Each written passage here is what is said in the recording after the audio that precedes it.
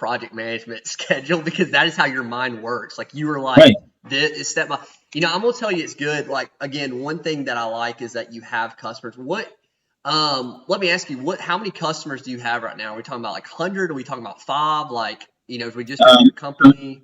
It's a second answer to the other question that you had of how am I generating work? How am I providing? Yes. How are you doing that? So I have been more word of mouth using social media. Facebook has been a great platform because I can connect and meet with people on the same playing field that I'm in. Yep. A lot of these smaller contractors are using Facebook versus LinkedIn. That's right. Some of the larger guys are on LinkedIn more prevalent, but they already have something that's working for them. So I have to have something proven before going into that market. So the smaller guys is where I've started. I have probably, I'm going to just go out on a limb and say 25 people I work with right now that monthly I am providing the service to. About 5 of those customers right now are actually using the program concurrently with me, side by side. I support them. I am not charging a consulting fee. I'm not charging for the service for some of them, simply because they know what they need to do. They're just checking off me. They're using something that I'm providing. And it's a value-added thing for me that if I can provide more value, I'd rather provide more value than charge more money. Absolutely. Well, especially early when you don't even know what it is, you have to do it that way because you don't want to overstep yourself, charge for something that people don't even want because first you have to make people want it. So what's the feedback? So you said 25, you have 5 concurrent. What's the feedback from those guys? Are they saying that it's making their life easier? Is that their feedback? It's just making their estimations? Some of them have, so you made a comment earlier as well, so I'll get to this. But first off, in using just the spreadsheet, this is excellent. So many of these guys can go out and make their own spreadsheet. This is how they do their job costing. They have, the ability to pull from materials and equations and reference data, but having it customizable and having it in a data format where you can put all of your company costs in. We talk about equipment, we talk about manpower, we talk about materials. I have in a second segment of the book is clarifications, exclusions, assumptions, generic things that we impact our business every day that we have to reference back to, and just making constant data entries on those.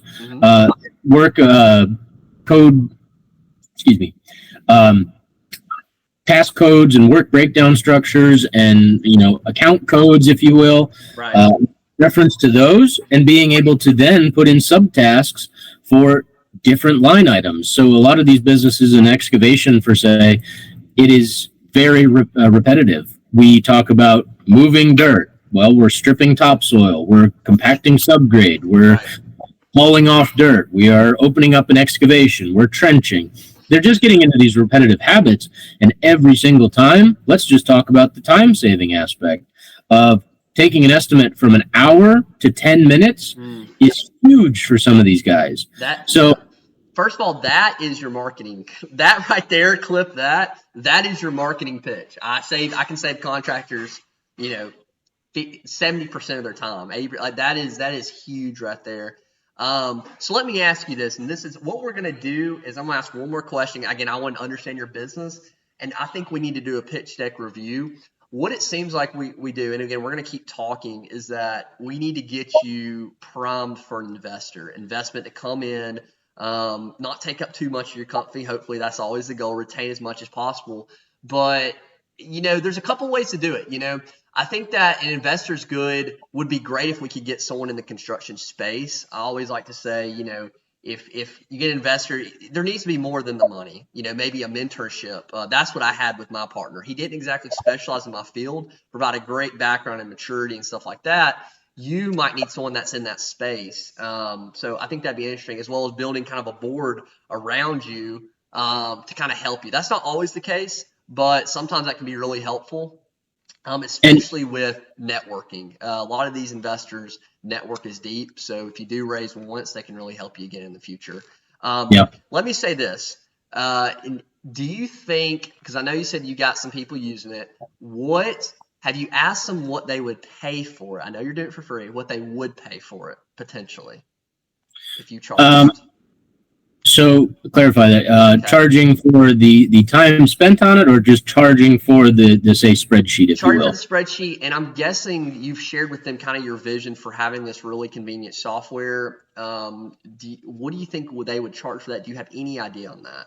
I mean, we've had some generic talks. Again, That's the platform that we have right now, this no code web app or web application. I honestly like to be able to sell that for $3,000 a year. Okay.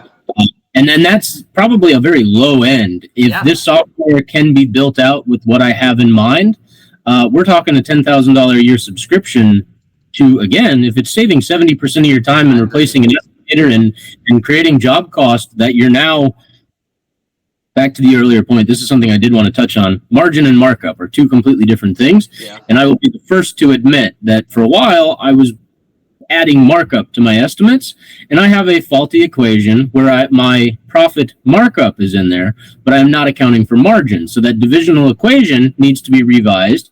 And again, it's just part of building the spreadsheet. Simple error. I just happened to stumble across it, and somebody pointed it out, and I was like, you are absolutely right.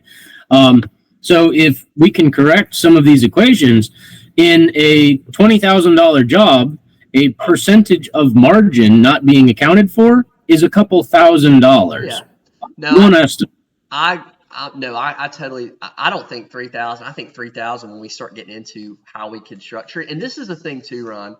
What an investor wants to see is how am I going to make money? I mean, the entrepreneurs are passionate about the project, but what I want to do with you is get a finalized, even structure on, the 3 different packages we maybe could charge. And again, it's not going to be 100% accurate, but an investor wants to know specifics. They like ideas, they like your vision, but they want to do specifics. So I'm going to go through the pitch deck review I sent if you want to pull that up. And we're going to go through step by step, simplify it. Now, again, this is going to be on your own time to create, kind of adjust your pitch deck to this. But this is a formula I've done I've been in tens of investor meetings, 10, 20, about 18 to 20 investor meetings I've been in, been reading about it on LinkedIn. I kind of know the process to it. And again, in the comments, they're probably going to rip me if it's bad, but we can, again, what do? We work on our process and we get better. I think this is a good template to start. So kind of the first slide I think is good to start is our purpose and vision, kind of our vision statement and the value proposition. You've already said the value proposition. I can take a contractor from 1 hour to 10 minutes. So for purpose, if we could get a 1-sentence purpose, what would that be? Purpose or vision? Vision statement. I'm going to pull up my slides that I sent you because I do have some of this there. And again, some of this you have, but I want to pick and then you can adjust on their own time what we got. Yep. Yep, I see your mission.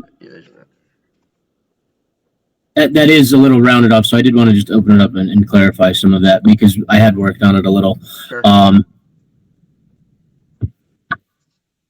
just wanted to see what I presented here.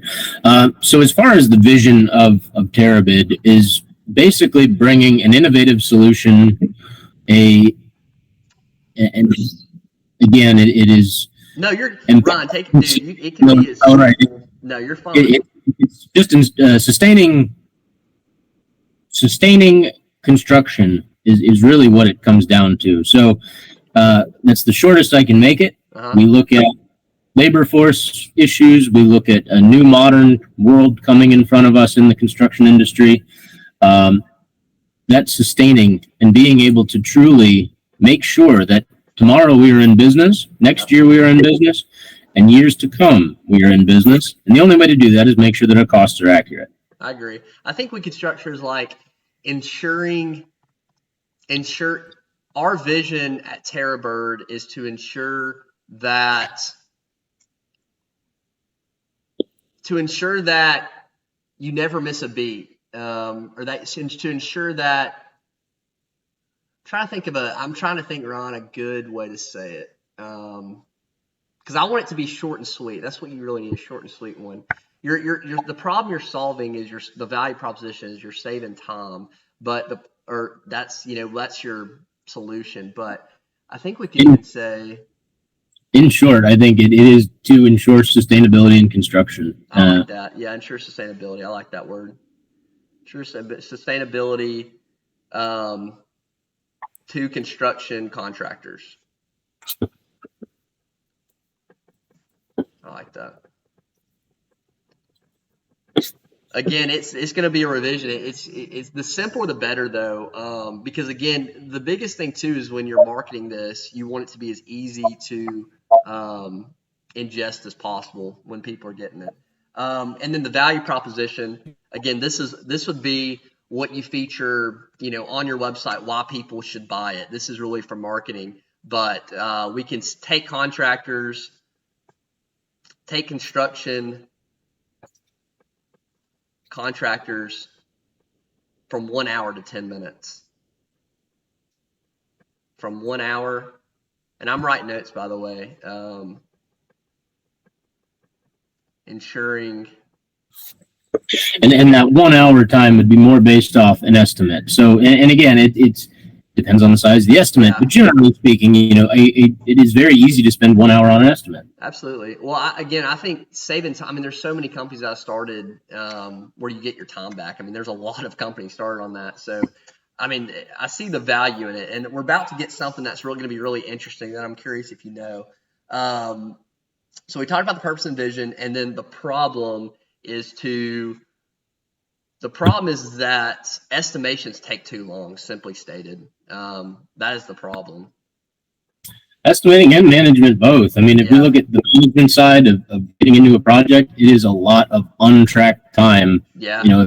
If it's a single owner in the business, I mean, he's spending cumulatively in an 8-hour day, at least 1 to probably 2 to 3 hours just trying to divvy up across multiple crews or have multiple phone calls. Every 10-minute phone call adds up. So estimations are taking too long, and the businesses aren't actually understanding their true cost. So that'd be a fair kind of problem.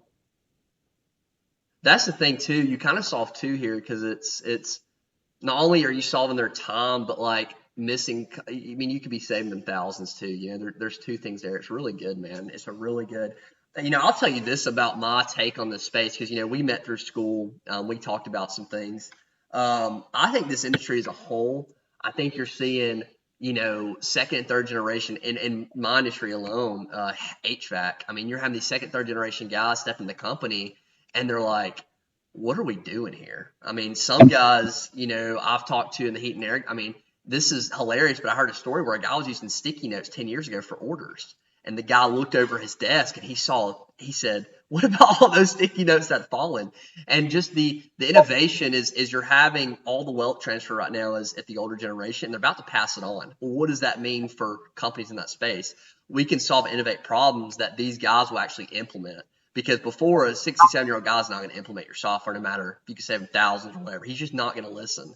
But these younger guys are starting to listen. The 30-year-old, 40-year-olds are starting to do it. So I think we're at a really good time for it. I really think that's my take on it. Could be wrong, but I think there's a macro trend happening here. So tell me this.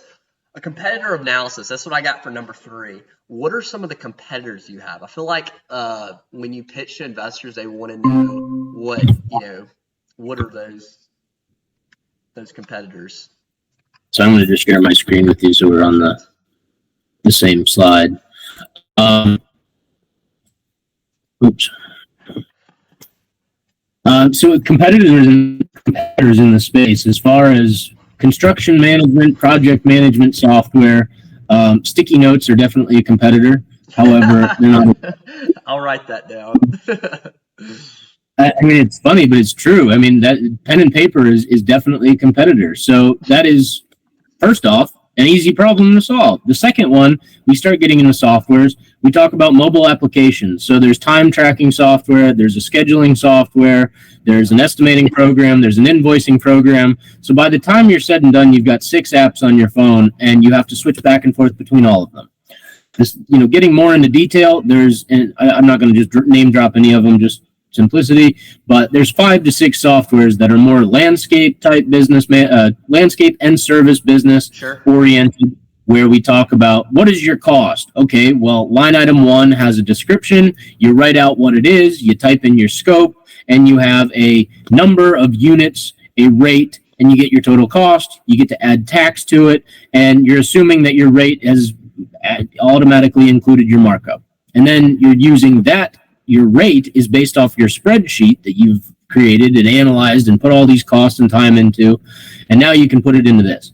So that's like the first competitor. There's probably 10 of those programs out there that you have to pick and choose from, and they range from anywhere between $29.99 a month to maybe $129.99 a month, and you still have to have 6 applications. Wow. The next that's what you experienced firsthand when you were working for this company and then all your previous work. Well, not even just that. I mean, purely just research. As somebody starting a landscape business, I needed something that I could use that was going to be mobile friendly that I wanted to use because I'm technical savvy.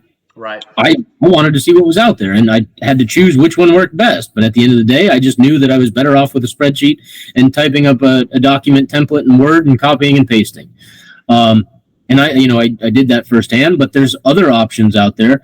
When we talk about the next step of that is a more integrated platform, a newer type estimating software for these smaller companies, but they're costly. They're $3,000 to $5,000 a year, up to maybe $15,000 a year.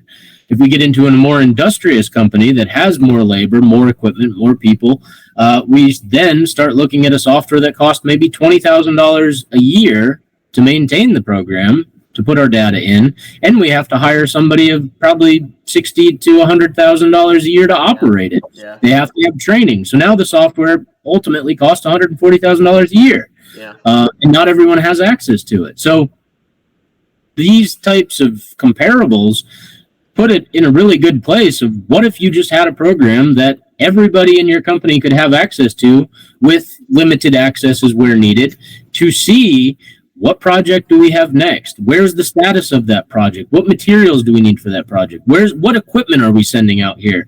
And then the office person is going to look at it and say, well, how did we do? Are we matching our estimates, or are we blowing our estimates because we tracked our expenses in there accordingly? That's good, man. I can tell you're passionate. You are passionate. I love it, man. That's how you make it, though, is you got to be passionate about what you're doing, because I guarantee you know more about this business than probably anybody right now, right? Obviously, because you started it. But, dude, it's just I love your passion for it, man. I really do. That's good. So in terms of solution, we've kind of already, talked about solution. What does Terrorbird do? I love this specifically because this kind of shows the solution for it. So kind of read through what these each are. So Terabid is, and then again, Terabid is the solution. It's literally dirt estimating in Latin terms. So cost control and budgeting, being able to put your costs in, create the estimate, build the project, and then match the estimate. Did we win or did we lose? Do we have change orders? Did we, make out? Did we do really good? Project planning, risk management. So project planning includes mobilizing machines, equipment, people, scheduling, all of these into one line item. We talk about the risk of that is, what if we overbook ourselves? What if we have to go out and rent a piece of equipment because the other two pieces of equipment are on a different job? So being able to see per each task in the schedule, which equipment, there's a red block if, we need a piece of equipment this day, or it gives us an indication that we have to move that around. The resource allocation, similar to the project planning, is, the utilization of that equipment and materials. Do we go out and buy a bulk lump sum of material based off the next jobs and save some cost? Or do we have to buy individual pieces of material for each job as they come?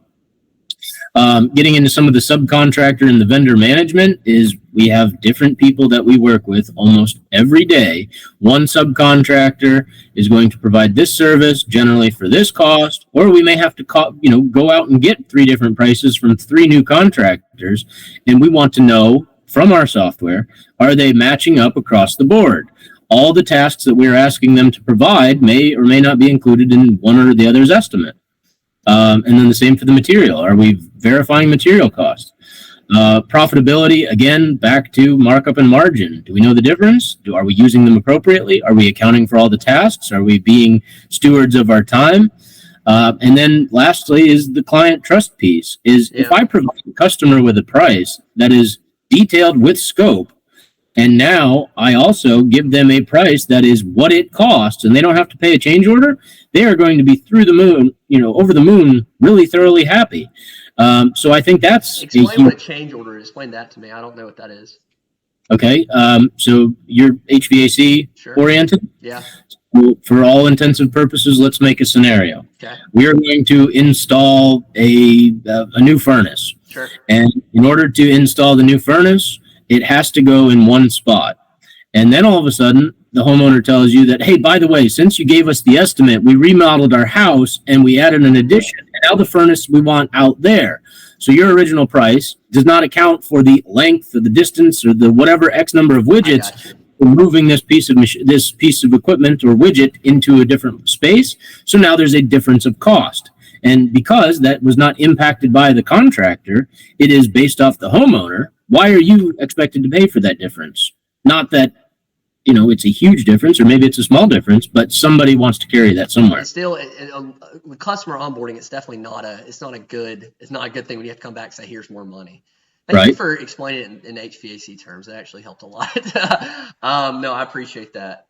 Is there anything else you want to say about the solution? I see the profitability. That's huge as well, because obviously if you understand your costs, you're going to be more profitable.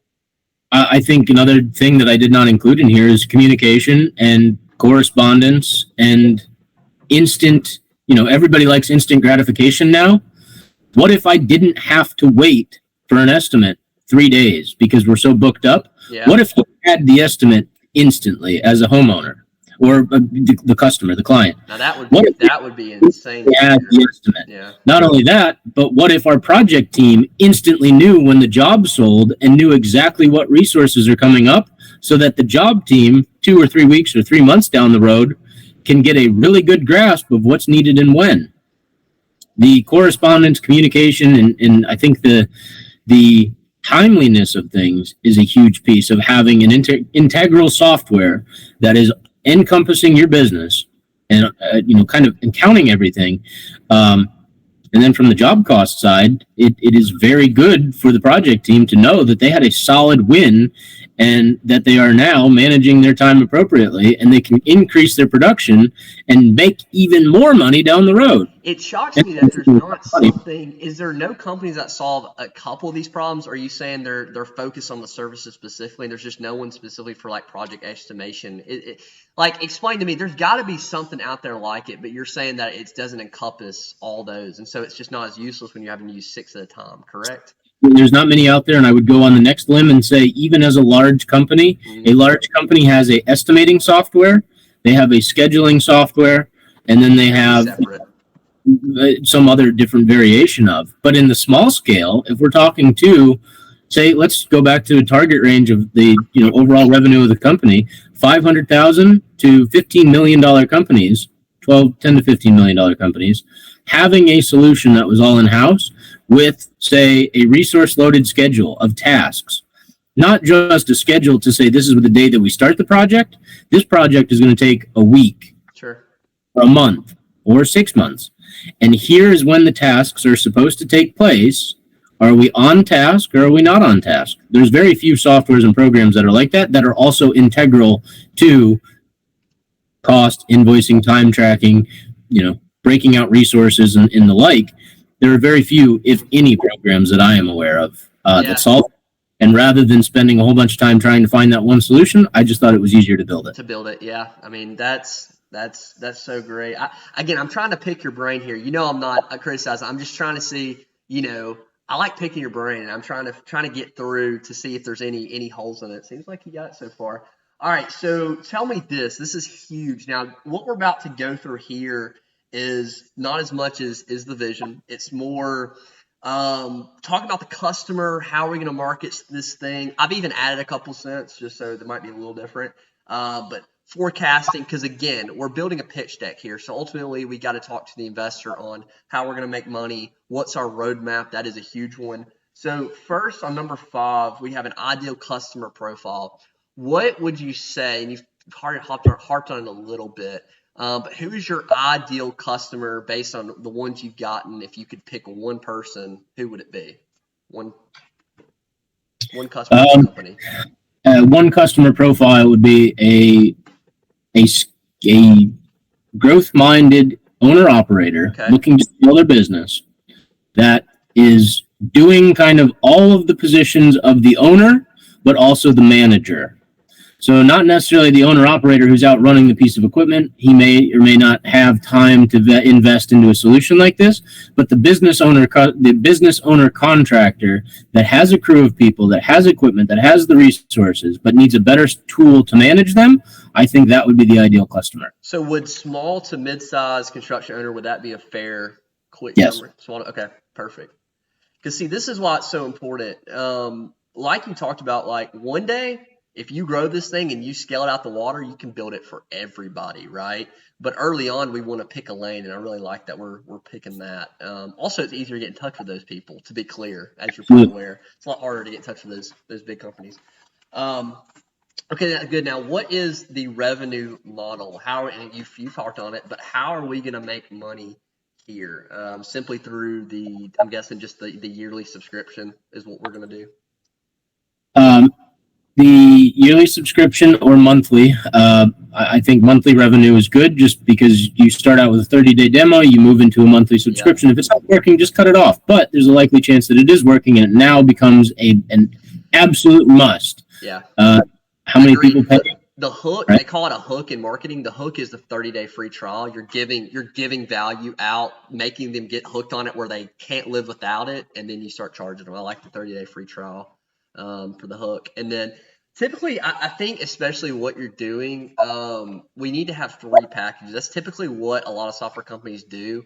And again, we don't have to get everything finalized today. Or even numbers, but you said 3,000. What do you think for your different tier packages? How would you space them out? Would you space them out in terms of maybe more features? Maybe the higher tier packages get more features, better support. How would you maybe tier that out if you could? Talking of a yearly subscription, that's right. 3, 5, and 10. 10 being full support and training and options to use.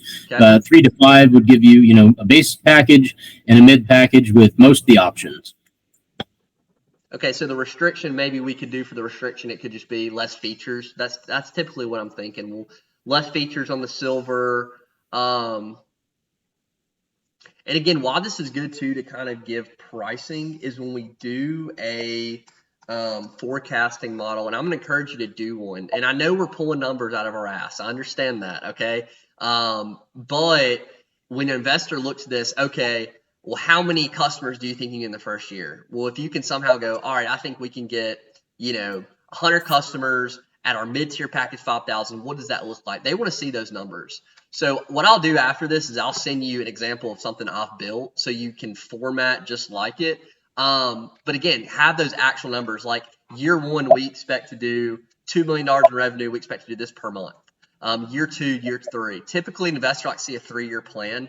They like to know 3 years out when they can get their money back, either exit, their positioning, they're going to sell to another investor, or invest more money in the company and see what you can kind of scale from there. So I like that. So the silver gold package, less features, more features, and then we can do all features for platinum. And you said 3, 5, and 10,000, correct? Yes, give or take. And what I'll do as well, I know you're taking notes. I will send you this and make it a little prettier when I get it, so you'll have that as well. And then, so number 7, you may not have it. Is number 7? You got evidence of success? Does it show that there in what I sent you? Mine does, yes. Okay, the 25 customers and the 5 that are using it include this. This is going to be probably the most important slide for an investor, is saying, because that's the thing, this pitch deck, your biggest asset, which is your customers, isn't even in this deck. You have to show that, hey, because 90% of the pitch decks are saying they don't have this in there. They're not seeing customers. They're not seeing anything. You need to say, I've worked with 25 contractors. I'm actually working with 5, and we're making this great. To me, right, just hearing that is awesome. So we've got it. One thing that we want to add to that is I also have an early, lead generation list. I didn't count before, which okay. I didn't. Our website we have set up is purely a landing page. That's right. To get early access to, and there's probably 75 people waiting in line that we have not even reached out to yet, but they receive a periodical newsletter that just gives them a quick update to refresh their mind that says Terabit is coming. Ryan, I want to invest in your company right now. I'm just telling you, with that is awesome, because what I'd added here that we didn't have is it's called MVP Next Steps, is build waitlist, test demand. That's what you're doing. Because right now, when you don't have the funding, you need to prove the demand. And I think right now you're proving it. The fact that you could charge even now, dude, is awesome. Investors going to love that. Put that as well in the evidence of success. Let's put 25 contractors actually using it, 5 you're actively working with, and then I put 75 on waiting list. I mean, that's huge, dude. How long have you been working on this, by the way? How long has this been a thing? I didn't ask that. From the spreadsheet start till current, last year, January 2023. Okay, so about a little over a year. And as far as Terabit goes, Terabit kind of picked up in October as we settled on a name, we settled on a path forward, and really niching that in. So, the past 8 months or so, 6 months or so, has really been diving in and kind of trying to dial in on what we're trying to do. Yeah, I like the color scheme. I think of construction as soon as I see it. So I like the color scheme, as well as the name. So the name, there's no. Have you looked? You made sure that all the the copyrights and trademarks you're covering that. I'm sure you are, correct? Well, go into Google and type in Terabit. Okay. And there's one close. That is Terabis, which is a cannabis company. Okay. So completely different market. And there's Terabid.com is taken. Sure. Terabid Pro was not taken. And I tried submitting an offer for Terabid.com, and I have not received any feedback.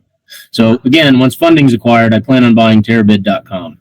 Okay, awesome. Well, I was just checking because you just gotta check for those word marks, but you got a logo and stuff like that. Like I said, I'm sure you did. I just wanted to do that. Domain's important as well too, as you know, and that's good that you're already getting the Terabid.com. That is huge when you start marketing it, especially like .net. Obviously, no. .ai is popular, but I like the .com if we can get it, especially if we get funding. I'm guessing that's an expensive domain. I'm sure it's not cheap.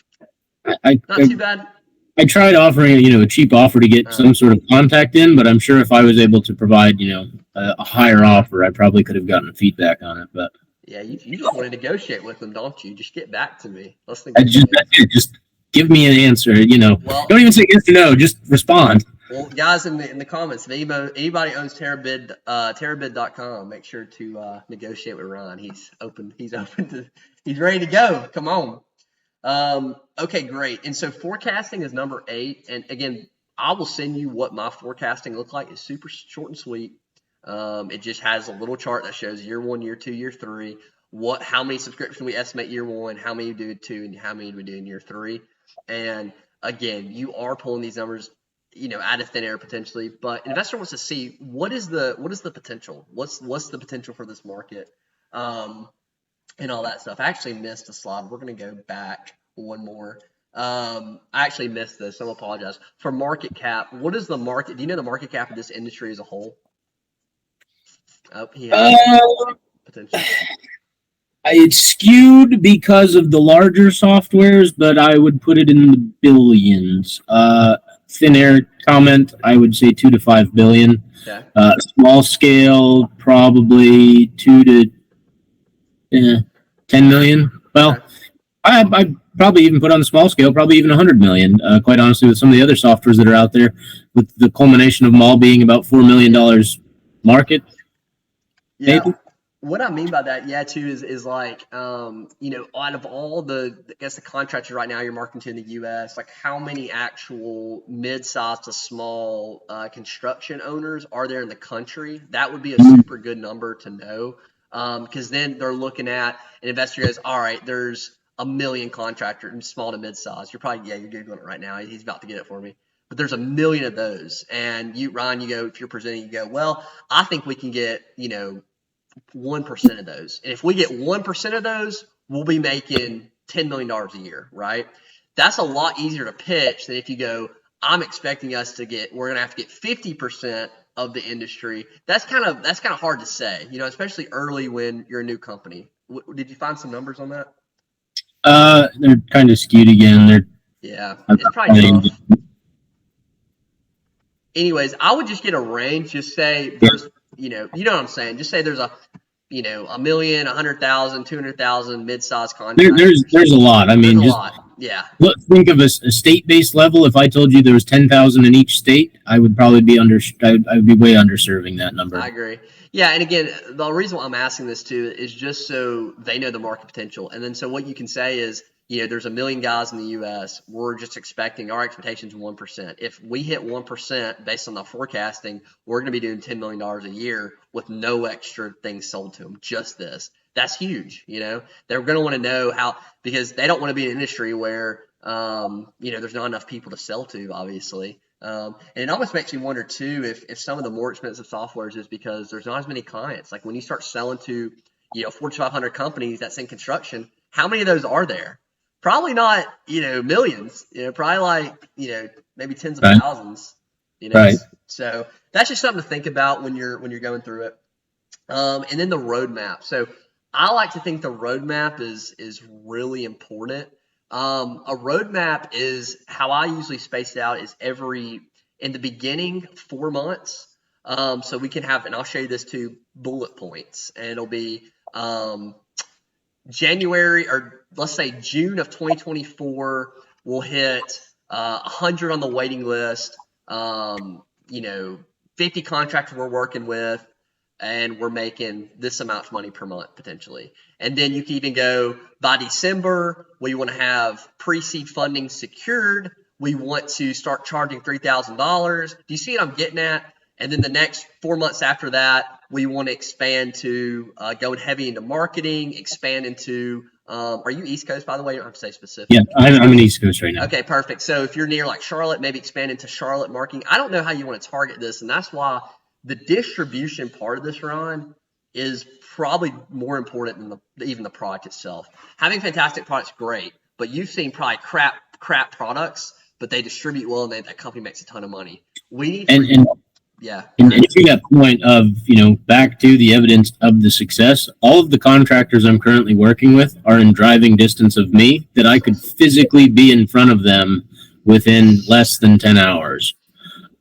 Many of which I could be less than like 7 hours.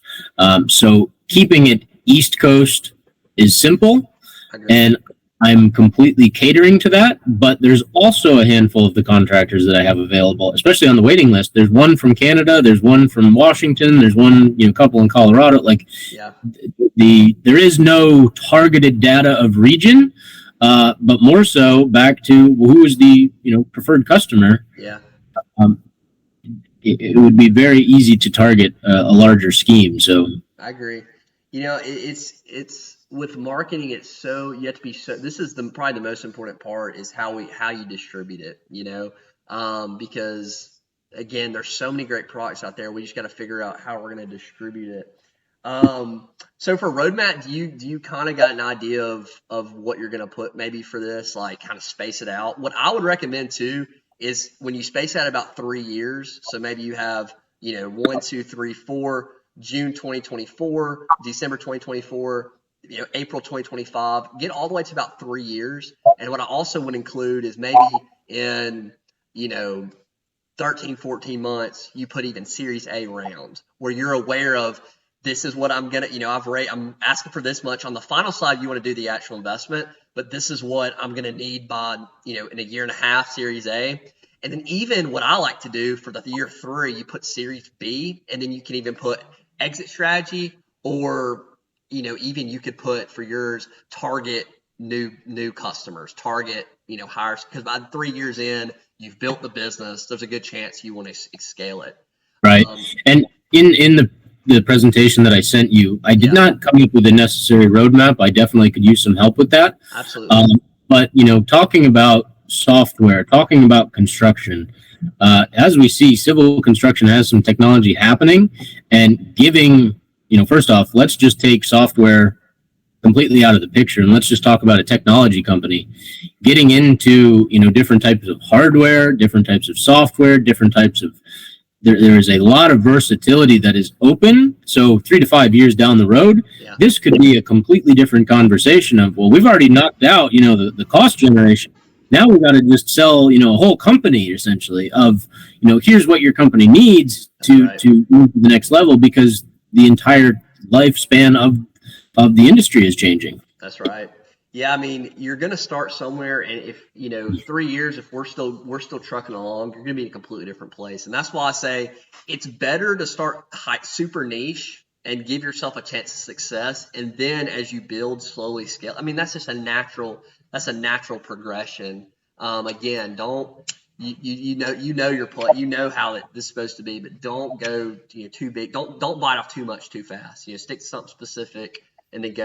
I didn't ask you this either. Are we thinking of here on because you mentioned you're pulling out your phone? Is this going to be a software like an ERP system where it's on desktop, or are you trying to do an app? What are you trying to do? Both. Both. Okay. What would you start with though? It should be web-based, so from your computer. But effectively, the vision that I have is being able to pull it up on my phone, see my company numbers, and then go to a job, throw out a bid based off of some quick measurements, knowing the scopes of work. And for smaller residential work, you're in the $5,000 to $50,000 range. Yeah. You can type the bid up in absolute seconds, and especially integrating AI and your company data to it. This is what I would do. This is port for the roadmap. On the roadmap, I would put how we're going to, you don't want to say all this, but I would even include in your vision I would start with a web-based, and then what you said, a web-based software that does, solves the problem of saving, contractors money and profitability. Because for me, I was confused right there between the app. This is what I would do for you too. You can even say, on that roadmap through December, or once we get funding, we focus on web-based. When funding's secured, then to put that app, then start rolling out app. But an app development can take 3 months as well. So just make sure. I'll work with you after this post podcast. Send you my resources. We'll talk through, because again, I want to help. Really, I love this, man. I love talking about ideas. I love that you're passionate about it. But space out and be specific on that. And again, Ron, your plan is going to change, but if you have a plan, it'll give you what I did too. When I ran my DigiSign, my advertising grocery store company, I would refer back to that pitch deck. Because there were times I got so distracted. I said, someone said something, even my investor might have said something. I was like, maybe we should do that. But go back to that pitch deck and constantly go back to it. And it's like, this is what we started as doing. That'll give you a good reminder, especially in the beginning, because there'll be a lot of, especially if you start to grow, you'll want to get distracted. Keep that pitch deck always on standby. Yeah. That'll be and definitely the roadmap piece, and actually, having firsthand look at that. I've never done this. You want me to go build you a house? Yes. Building software, I can tell you, again, it goes back to that original project management type schedule. But I don't know what works best where. Yeah. Well, that's going to be great. The roadmap's going to keep you on schedule too. Like, you can also compare your company. Like, where are we? Are we where we're supposed to be? Why aren't we? Those conversations of, well, why aren't we hitting our goals? Why aren't we hitting this? Is it due to something I'm doing? Is it stuff? Sometimes there are external factors, but you don't want to say, I don't know. You want to know this is X equals Y. You're very analytical. I'm sure that's how you think. So marketing plan. We know this is why it's so important to do all your research. Our ideal customer, who we're going to market to. This is a very broad question. Do you have any idea where you would start for marketing? Any idea? Are we going low? Are we going billboards? Are we going straight digital ads? Are we doing call centers? What are we doing? Digital, I think, is, and I'm a stickler for marketing. I sometimes believe in it. I sometimes don't. For this aspect, I think digital will prevail. Being able to get just in front of people. I've had some. We also have a outdoor gear company. I've done the digital space for 10 years now. I know I can reach a volume of people digitally better than I can going out and shaking somebody's hand, going into a trade show. I'm not the spokesperson to go to a trade show. Therefore, I just much rather just instantly go find an answer, find somebody's email, contact them that way, whether it be through a lead generation sheet or just, promotional type material. So I'm going to give you something that's really, I think, one of the strongest things you can leverage to reach the most people early on is partnerships. And this is something that partnering with someone who has something you maybe have. You got introducing partners. There you go, man. You got it. Well, do you have an idea of what would be a good partnership in your industry? Do you have any idea on that? Have you done research? I completely forgot this slide exists, but again, it captures really well for this entire portion. Yeah. Is as far as the partnerships go, there are a handful of companies that I feel would be good partnerships to be able to get in front of and say, you provide this, we would like to include your costs into our program. Nameless drop, Home Depot, Lowe's, Sunbelt Rentals, United Rentals, and not to name drop them saying I'm going to partner with them, but that type of approach of they have that cost across the country, they know that market, and they may know it better than the contractor. Having that resource direct available to the contractor helps everyone out in the long run. You can work out, I even think partnerships of, if you partner with us and your customers, go through your website, let's be broad. Went through Home Depot featured you on their newsletter or whatever, then you would give Home Depot like 5% of their revenue. The revenue generated from those leads. Because what a lot of people think is, I'm going to be stingy and going to hoard all the money. But really, you got to look at that as like, that's my cost per lead. Instead of now me paying, because people want partnerships without any, you got to do something for them, right? So instead of saying, all right, my cost per lead I know right now is $100 per lead to secure a customer, $500 per lead. I can spend that $500 giving back to Home Depot. So if Home Depot refers me, what can I give them? And when you understand your cost for your cost per lead, then you can be like, okay, I know that right now I'm paying $500 per lead. I would rather give that to Home Depot and secure a partnership that makes my company look so much better. And also, you market, I'm partnered with Home Depot. You know how good that looks? Like, everybody knows who that is. There was a guy, I have a buddy, he's in videography, and this blew my mind that he didn't do this. He had basically filmed a girl that was doing TikTok for Nike. Like, it was a Nike promo ad. And, I looked at his website and his homepage, and I'm not seeing anything. I'm not seeing Nike. He had done even work for Hot Wheels. I said, dude, why is that not the first thing I see when I load in? I need to look at your website and see Hot Wheels and Nike. Like, that credibility, you don't even have to have anything else on your website. Yep. And he did that, and he's getting more leads. Not saying it's because of that, but could be. That thing is, if for a partnership too, Ron, you got to get creative on this. But even if you give away a ton on that initial, maybe it's a 1-year deal, you can hurt in the beginning. Just having that name association with your company is going to be everything, especially when you're nobody. And you know that. I'm just saying that would be, get creative on who you could partner with.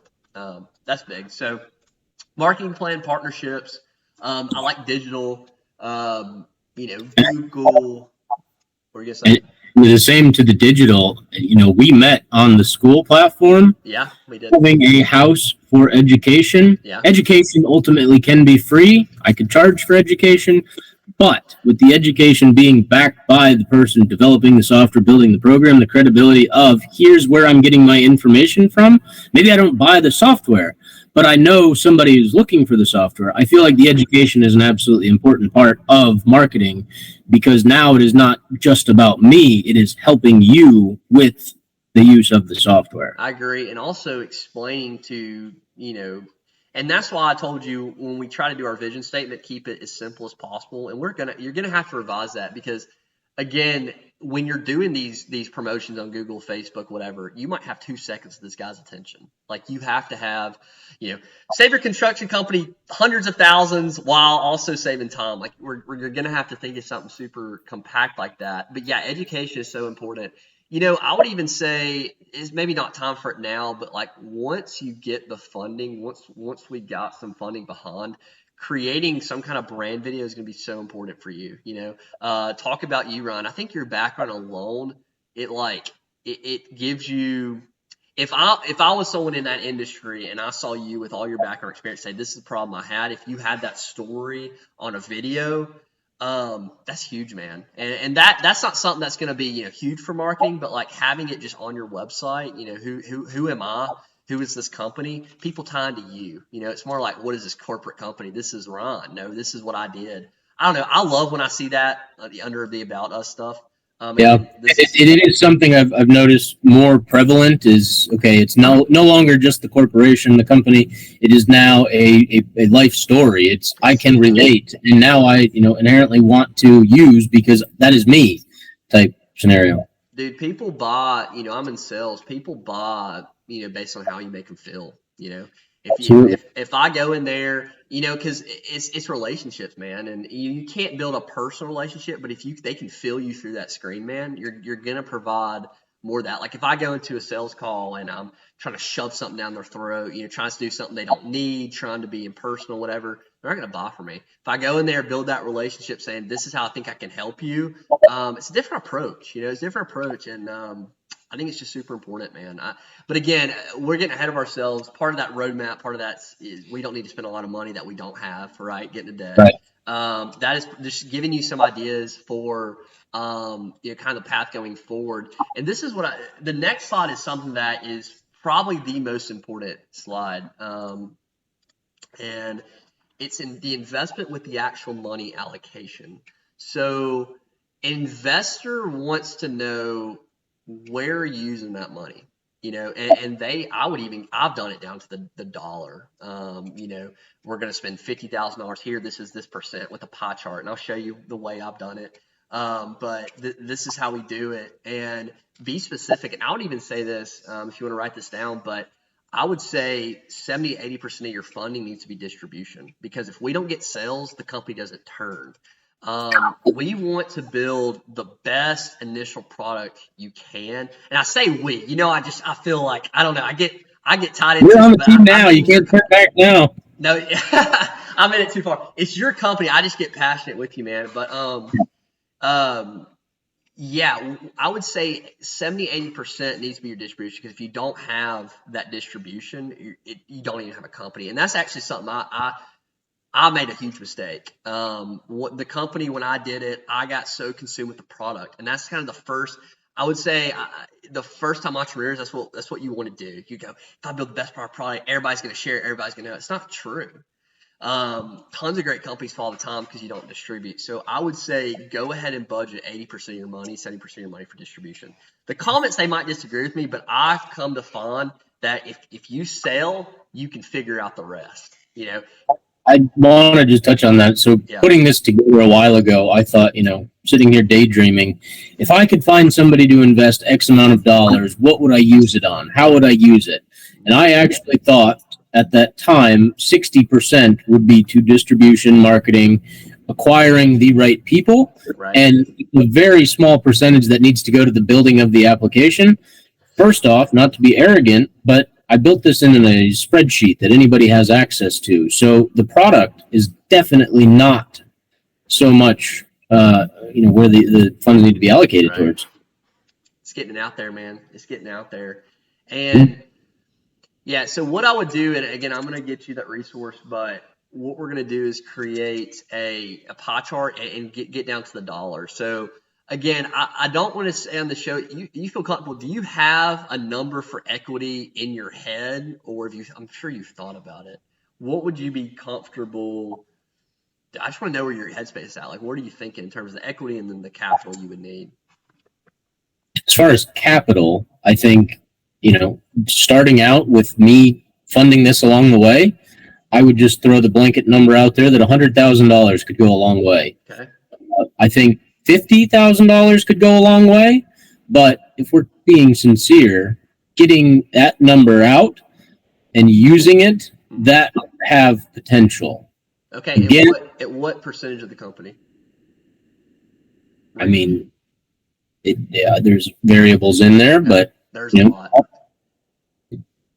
Less than 50, less, of course, yeah, more than 5, but what comes with that? Is there, word of mouth? Is there partnerships? Is there, maybe this person has, I don't know, a whole contact list of civil contractors that just fits the bill. Well, then by all means, you do all the work. I don't need a lot. It's not about money. It's about making the vision happen and making. That's right. The reason I asked that is I was going to lead with, what do you think that comes with? Because again, I just want to make sure the headspace is the worst thing you can do is underprice or overprice yourself. Right. I'm sure you've seen Shark Tank. They go on there and they go, I want $1 million for 10% of my company. And they go, what are your sales? What have you done? Right. And again, this number right here, because you go, well, how to actually evaluate a pre-seed company. So Ryan actually got a resource for us that we can quickly go through. I'm going to share my screen real quick. Yep. All right. So this is an article. I actually found this article recently. Can you see my screen? Yep. This article came out, I think, 3 weeks ago, and it was something when I was doing research here, how the best way to kind of value a pre-seed business. Because I was like, how do you value pre-seed, business? And this article was great, man. I'll send this to you after, but kind of 3 ways that they talked about. And you can do a multiple of pre-seed investments. That's something we don't have. Value based on assets and value based on future revenue. So just, I'm not going to go into this, but the specifics, but pre-seed, you take what you've raised, multiplied, obviously, value of assets. But then value on future revenue this is what you're, I think, going to be ideal to use, Ron, in terms of, they go, well, why should I give you 100,000? Why not give you, another amount? And so this is when you can be like, well, based on what we've talked about earlier, and that's why revenue model is so important. We said that year one, we're going to have 200 contractors. 200 contractors equals, $100,000, and the average PE multiple in the space is 10, 15 on a pre-seed startup in the software space. That is how we're going to get our valuation of 100,000. Ron, you might do this and realize, shoot, after 12 months, our realistic expectation is, our company's worth way more than that. But this will be a good way to kind of actually get you a number. So again, we get that revenue model, we get the actual, how much we estimate, how many customers we're going to have per year. Again, you seem like a conservative guy, be conservative with these numbers. The last thing you want to do to investors is bullshit them, right? BS them. So be realistic. Sometimes even going underpriced on this is good, but be realistic and then use a traditional multiplier. So with a multiple, I'll say this too, Ron, in terms of getting funding, anything associated with AI seems to be absolutely, if you look at Crunchbase, seems to be doing crazy. But also, like, I'm sure, are you aware what Service Titan is? I'm sure you are in the service space. They would ultimately be a competitor in this space with some of their multiple suites of programs they have. That's right. But again, I think they're missing No, I agree. Again, Ron, there's a market for everything. But the point I was getting to them is they just raised their Series E, I want to say, and it was valued at $3.2 billion was what they just raised for their Series E. Holy cow! And it is funny because I've been in the I got a lot of buddies that are software engineers, and they don't even know what this company is, but they'll know what some $100 million digital marketing company is that is basically a copycat of everything. I think this is a space that it's not like a sexy raising money space, but it is making so much money. And the reason why you can benefit with this is I would even say, we've looked at some of the competitors, and recently construction companies or companies in the service space have raised on multiples of 50, what it'll do is it'll get investors excited. It's like, because again, there we go. They're going to get excited because they go, holy cow, he's right. Look at these other companies getting, sold on Series B at a 50 multiplier. You see what I'm saying? And that'll excite them even more when you're trying to raise money. I think you're in a really good spot. Software is the best PE multiple to be in. Typically, you can Google it, but I think it's like 25 can be like as multiple I've seen. I've seen a company go for like $8 million with sub $100,000 revenue, just because they had a great customer base. They were doing it for free. So as you know, there's a lot of potential here. And again, I say all this to say not to be a dreamer, which I do like to get excited, but use that with your investor. Be realistic, but also say, this is the value I bring. This is the space I'm in. As you know, there's a 20 multiple here. These are what company have sold for, and giving them the full picture. And I think if you do that, man, especially with already you have customers, because my next thing is, MVP next steps. What are we going to do today after this call? Build a waitlist, test demand. And then right now, what I'm going to do is see if I can connect you, whether it's VC or partners. So another thing too, Ron, is your strength. What did you call it? A waitlist test what? Waitlist test demand? Build waitlist, test demand. And that's what your website you're doing is you're building a waitlist, testing demand. Because again, I didn't know that you had customers. And so, I will say probably future guests to have on there. Most of them won't. I'm actually, you think you're a great first guest, but most of them won't. But do that, because the evidence of success, number 7, is going to be one of the most important, along with, if you have all this, Ron, and what we're trying to do is increase your close rate. You know what I mean? I don't want you to see 1,000 investors and no one invests, or 100 investors. Like, you don't have time for all that. We really need to meet with like 10 to 20 good candidates, and we need to close them. And this is how you're going to close them. If you have a solid plan, solid partnership, be realistic, don't BS them. But if you do all that, man, your close rate is going to be high, and we're going to get you a partner quick. And again, that also, the pitch deck is going to help you. This is my roadmap. This is what I'm supposed to raise. It's going to give you a template to follow for your business. Because I think what I did with my business was I didn't really have a solid roadmap. I had, this is what I think we're going to do, and there's nothing to gauge my progress, because entrepreneurship is scary enough not having all this growth. Maybe you blow it out the water, but we want to have guidelines on where we need to be. So I talk very fast there, but what we're going to do is I'm going to get you in touch with, I'm going to reach out to some VCs and partners in the construction space specifically. I got some connects. And then I'm going to help you build out your deck, man. I'd love to help you with the feedback. And maybe I'm thinking what we could do with this too is maybe guests we get on the show, we get in like a group chat, or maybe we can do a Discord. Also, I don't want to give up too much information though, because I understand this is private. Yeah. Is there anything you want me to cut out that we talked, by the way? No, I mean, I think everything's pretty good.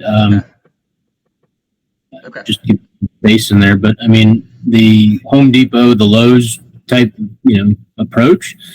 As many material suppliers that get out there, I want them to know exactly who they're going to, and that we have a platform that you can put your cost into that now helps the contractor, and potentially attract them, that they also have their own software engineers, their own designers, their own web applications, things like that. So, well, I'll tell you this too. I have a couple buddies that are software engineers, and we've talked about even doing app development. But again, I don't want to. The thing about that too is what you said is development's good, but like after you get funding, basically, we could get you a super affordable team. What I did, Ron, was when I was doing it, you're seeing a lot of people go outsourced to like India and other countries. And what I had is I had a U.S. developer. They would do the nitty gritty work of the code, and then my U.S. developer would review it for quality assurance and make sure it's legit. But you save. I mean, we got 5 developers at the cost of 1 U.S. developer. I have one right now that's overseas, and I had one that was U.S. based, but it was a time thing. Like trying to get him to commit time was absolutely painstaking. So, I'm at the point now where it's now April. Finding a developing team, and again, I found a resource that is from a university down here in Atlanta, and it seems really good to want to review the plan and kind of review the program and make some suggestions as well. But getting to a point where I can have, part of the roadmap is like, all right, well, we need to come up with the product. Like, I feel, I don't want to be arrogant in saying, but like, I think my next step, if you ask me, is I need a product that I can say, hey, everybody on the wait list, here's the 30-day trial. At the end of this 30-day period, I'm going to charge you, because I truthfully believe I'm at that point, and I don't want to give away the spreadsheet to a bunch of people and then base the whole business off of a spreadsheet when there's work ahead. I'd rather move a little quickly with some efficiency here and say, all right, here's the program. Do you like it or not? How can we change it based off that? And with 100 people at the ready, that would give a huge. I agree. I agree with you. I agree 100%. Yeah. So what I'm going to do is, that's another thing I can help you with too. I'll refer you to those guys. And again, what we did with our company is we had a quality assurance manager. We had the team from India, 5 or 6 guys that can rip code. I'm talking about quick. So I'll get you in touch with those guys. It may not be a fit, but I know once you get funded, that what I put on here is, I have a resource plug, company for app development when we get funding. I think it'd be a good way too if we can. I know how to qualify, and I'll show you. I'll give you some of the work they've done. That we can maybe help you there as well. Not only help you with that investor, but I can also help you get, a development team at a good cost. Because again, when I ran my company, I didn't have millions of dollars to spend on development, and I needed it done quick. You know what I mean? Right. So what is right off the bat, just getting in? So, the previous program that you had, House Pro, right?